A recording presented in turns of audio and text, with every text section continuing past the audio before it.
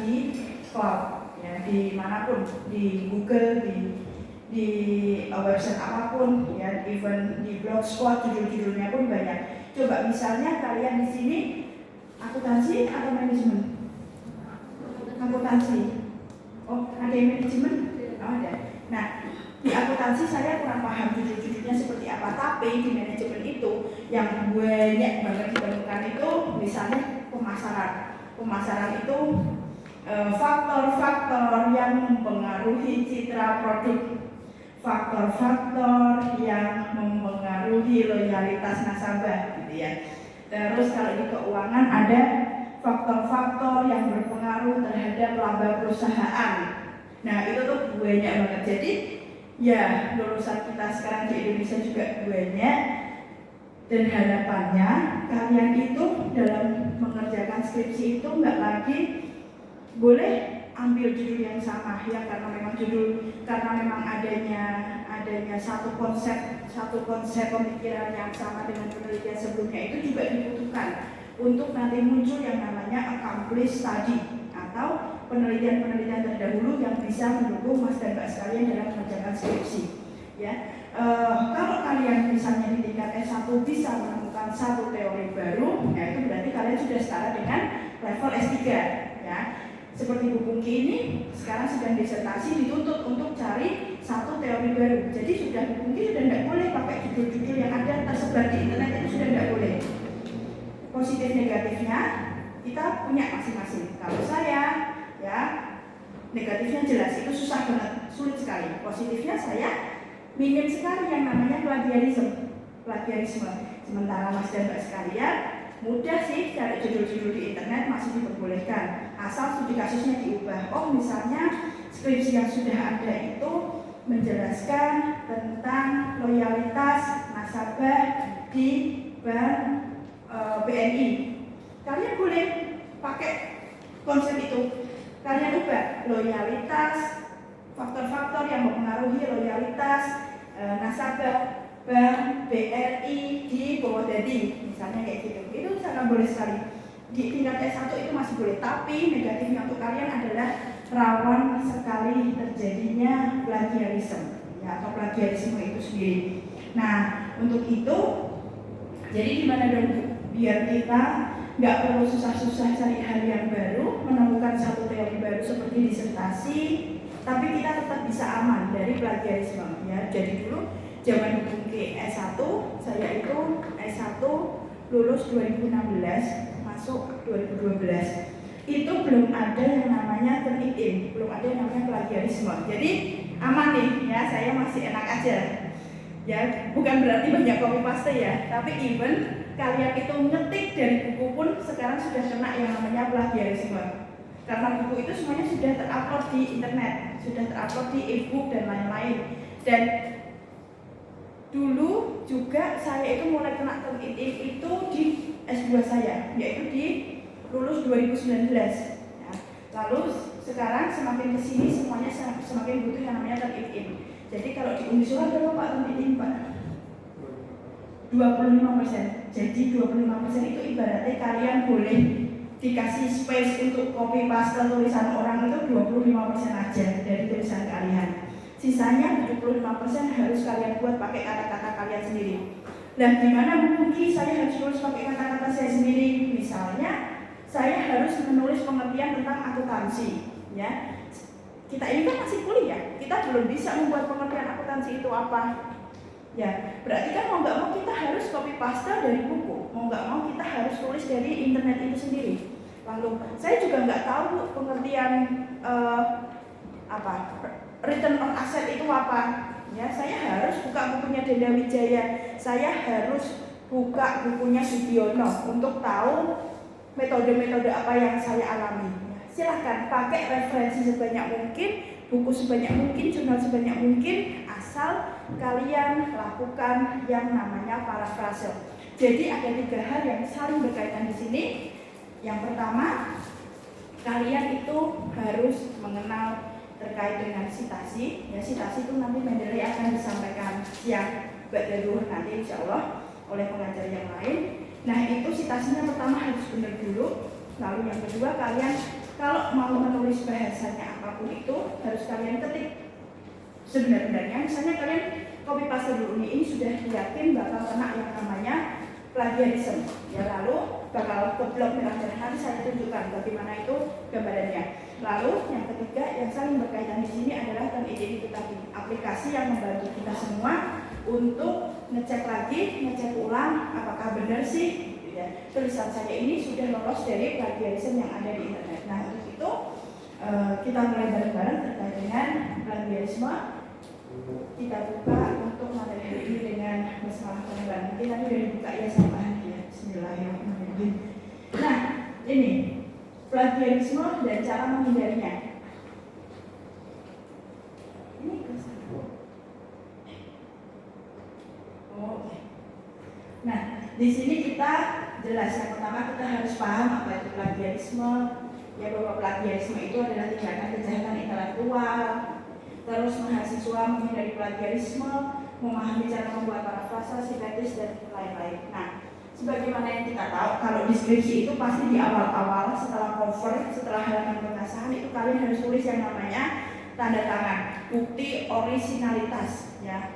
Bahwa ini loh tulisanku ini orisinil buatanku sendiri, bukan buatan orang lain, bukan saduran dari orang lain tanpa saya tanggung jawab. Istilahnya misal kalian sekarang buat konten nih, ya anak-anak sekarang pasti buat konten, itu pasti ada yang namanya courtesy, ya. Courtesy from YouTube, courtesy from Instagramnya siapa, from siapa.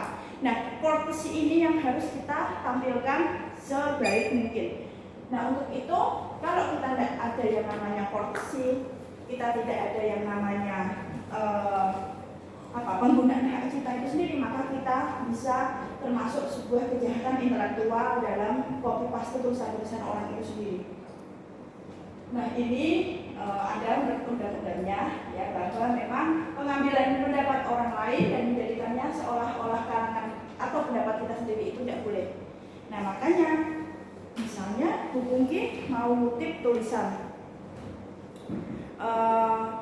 return on asset ROA adalah salah satu rasio keuangan yang mencerminkan profitabilitas. Itu udah keluar tuh di skripsinya Pak Hanif atau di jurnalnya Pak Hanif. Ya, berarti dari situ tulisan saya bisa jadi kena terbitin dari tulisannya Pak Hanif. Bisa jadi tulisan saya itu merupakan plagiasi dari karyanya Pak Hanif. Dan itu salah satu yang memang sudah ada undang-undangnya yang dilarang untuk dilakukan. Ini kayaknya awal-awal masih Nah, jadi ada beberapa ruang lingkup plagiarism. Yang pertama, dia mengutip kata-kata atau kalimat orang lain tanpa sumber, tanpa tanda kutip. Lalu ada menggunakan gagasan, pandangan orang lain tanpa menyebutkan sumbernya, menggunakan fakta juga tanpa sumbernya, mengakui tulisan orang lain sebagai tulisan sendiri dan melakukan parafrase tanpa menyebutkan sumbernya. Jadi bahkan kalian pun menyebutkan sumbernya, ya, bahwa return on asset itu termasuk dalam rasio keuangan yang mencerminkan profitabilitas, satu kalimat gitu. Nah, lalu di belakang kalian kasih sumber buku, ya. Misal sumber jurnalnya dari jurnalnya Pak Hanif Ahmadi 2020. Itu pun kalian masih terkena plagiarism, masih terkena plagiat. Kalian harus melakukan yang terakhir, melakukan parafrase. Nah, parafrase ini nanti kita akan coba di akhir PPT ini, nanti kita ada cara gimana sih menindaklanjuti si parafrase ini. Nah, jadi kita harus sempurna nih dua-duanya. Kita parafrase iya, kalimatnya nggak boleh plek-jiplek, kita harus lakukan itu.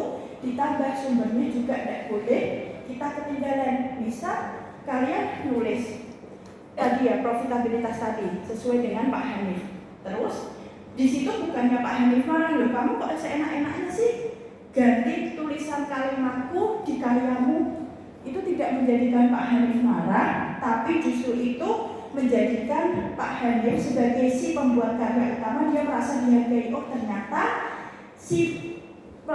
seseorang ini, Bu Pungki, yang melanjutkan karyaku, dia lebih bisa menghargaiku dia lebih bisa menghargai karya-karyaku melalui parafrase ditambah dengan pengutipan-pengutipan tersebut gitu. Nah. Oh ya, dan juga kalian juga jangan lupa kalau misalnya membuat tabel, membuat hasil analisis itu kan suka ada apa? Kalau dipakainya SPSS, pakainya SPSS, mau SPSS, Eviews, apapun, Smart PNS itu ada tabel, kalian copy paste ke bab 4, pembahasan dan hasil itu di bawahnya juga harus dikasih sumber. Ya sumber apa? Gampang aja, sumber data diolah 2022 gitu. Dan itu sudah mencerminkan bahwa oh ini loh anak ini tuh ngolah data ini sendiri gitu, bukan dapat dari internet. Makanya sumber-sumber data tadi itu, data yang asal kalian ambil dari internet itu juga bisa merupakan suatu bentuk plagiasi. Terus misalnya saya butuh data terkait dengan kemiskinan di Indonesia, ya berarti ya saya harus ambil dari internet ya Bu. Iya, ambil aja dari internet, tapi jangan lupa sumbernya. Apa sumbernya? Misalnya kalian ambil dari Badan Pusat Statistik, ya masukin aja sumbernya BPS tahun berapa.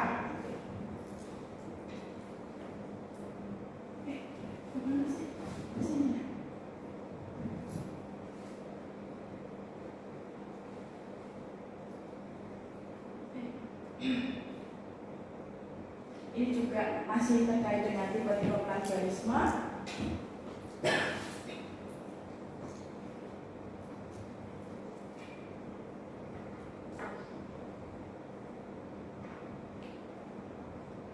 Nah, mengapa sih sering terjadi plagiarisme? Bukan hanya kalian, saya pun masih mengalaminya. Yang pertama karena terbatasnya waktu, rendahnya minat baca, dan kurangnya pemahaman gitu ya. Apa-apa semuanya sekarang serba pakai deadline ya. Tugas ini, makalah ini, laporan ini semuanya harus terdeadline sekian, tanggal sekian. Nah, kita punya waktu yang terbatas, terlebih kalian kerja ya, Masya Allah luar biasa. Jadi saya pun juga merasakan bagaimana kuliah sama kerja, bagaimana rasanya terkait dengan udah kerja capek-capek di kerjaan, tapi masih harus kita untuk menyelesaikan komitmen kita di dunia perkuliahan ini. Ya kebetulan kalau saya memang inline karena pekerjaan saya juga akademisi ditambah kuliah. Cuma saya nggak bisa membayangkan sih bagaimana kalian yang kerjanya bukan di dunia akademisi, misalnya yang kerja di perbankan, kalian mungkin yang kerja di perusahaan, pasti itu sangat bertolak belakang sekali ya. Di dunia ini semakin serba cepat, ditambah kalian sekarang tuh harus menjadi seseorang yang fokus menjadi seorang mahasiswa. Nah itu makanya kenapa sih terjadi plagiarisme? Udahlah, ada tugas ini kita copy paste aja dari internet.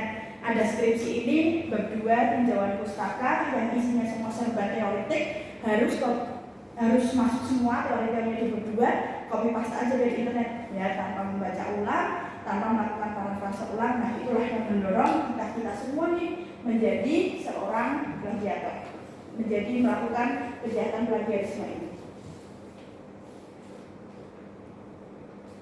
Ini ada beberapa saksi plagiarismenya. Kalian pernah melihat ya, ada berita, ini saya nonton dari YouTube sih, dia itu mbak-mbak udah pakai baju wisuda, dia itu ditanya kampusnya di mana, jurusannya apa, mata kuliahnya yang diambil selama S1 apa aja, dia itu tidak paham. Ya dia itu benar-benar nggak paham. Ya karena itu tadi ya, yang pertama dia itu tidak into kepada apa yang dia lakukan. Nah lalu akibatnya kok ndelalae dia itu ketahuan melakukan plagiarisme di skripsinya. Padahal di situ dia sudah berani tanda tangan di atas materai bahwa ini loh karya orisinilku gitu. Nah lalu akibatnya kalau nggak salah yang wawancara waktu itu Kompas TV, lalu akibatnya gelarnya dicabut. Jadi apa yang sudah dia perjuangkan selama ini sia-sia gitu aja, hilang gitu aja. Ya meski kasus seperti ini yang benar-benar terekspos itu hanya 1-2, cuma tidak menutup kemungkinan bahwa kita semua pun akan bisa mengalaminya. juga ada denda-denda lain yang nanti bisa kalian baca sendiri.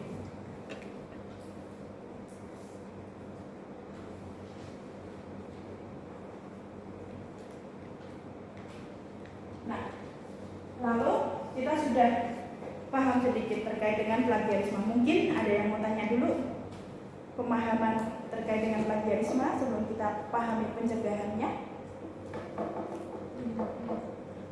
Sejauh ini sudah paham ya gimana gambaran plagiarisme itu? Sejauh ini sudah paham. Oke. Nah, sekarang kita cek nih. Kalau tadi kita jangan sampai tercebur di plagiarisme, berarti kita harus melakukan tindakan yang mencegah atau tindakan yang preventif. Ya, tindakan sebelum sesuatu resiko besar itu terjadi, suatu tindakan preventif harus kita lakukan. Karena kita ini berhubungan dengan plagiarisme, maka kita melakukan tindakan-tindakan yang bisa untuk mencegah plagiarisme. Nah, yang ada dua. Yang pertama pengutipan, yang kedua parafrase. Makanya tadi Bu Bungki bilang, keduanya ini harus berjalan beriringan secara sempurna. Nggak boleh kita itu mengutip tok tanpa parafrase. Nggak boleh juga kita memparafrase menjadi satu kalimat yang indah, tapi tanpa kita berikan courtesy, tanpa kita berikan kutipan. Ya, jadi kedua hal ini harus bisa berjalan dengan baik. Bareng-bareng. Di pengutipan ini ya bisa secara langsung dan secara tidak langsung. Nanti kita lihat contohnya. Dan juga ada parafrase. Parafrase seperti apa? Mungkin diubah jadi kalimat aktif menjadi kalimat pasif, sinonim, antonim dan lain-lain bisa kalian gunakan.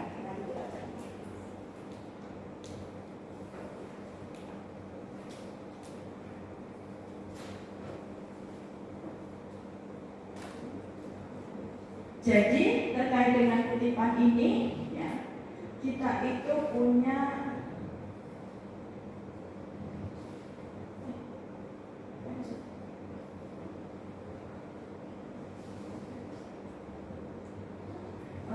kita langsung ke kutipan. Nah, ini kita punya kutipan dari buku, ya. Biasa nih dari buku kita punya gaya stylenya itu bisa body note dan bisa footnote. Tapi kalau di Unisula itu kita pakainya body note, bukan footnote. Jadi body note ini mempermudah kita semua buat pakai Mendeley. Nanti Mendeley-nya itu biasanya pakainya yang apa? American Psychological apa itu? Apa 7 edition. Nah, itu berarti nanti masuknya ke body note. Jadi misal catatan tubuh itu menyatu dengan naskah hanya ditandai dengan kurung buka atau kurung tutup. Ini banyak banget kalian temukan.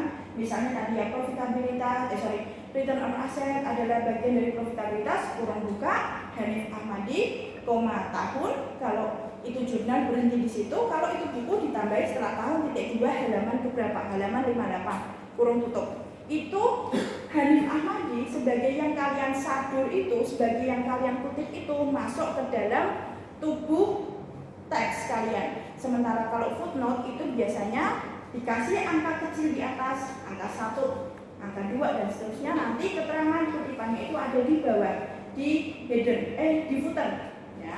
Dia nanti biasanya muncul di footer. Tapi kalau misalnya kita sudah pakai yang body note yang sudah menyatu dengan tubuh teksnya. Nah, kalau ini contoh footnote. Ya, jadi ada tulisan bla bla bla bla nomor 3. Oh, nomor 3 itu diambil dari mana? Diambil dari Sangidu.